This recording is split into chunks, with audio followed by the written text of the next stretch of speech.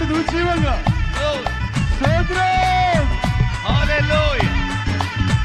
గరుడైన దేవుడి చప్పలు కొడుతూ ఆయన నామాన్ని గణపరుస్తూ ఆయన నామాన్ని స్తుతిద్దాం ప్రియులారా.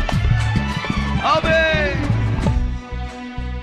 ఎర్ర సముద్రము నీ ఆజ్ఞ మేరకు రహదారిగా మారగా,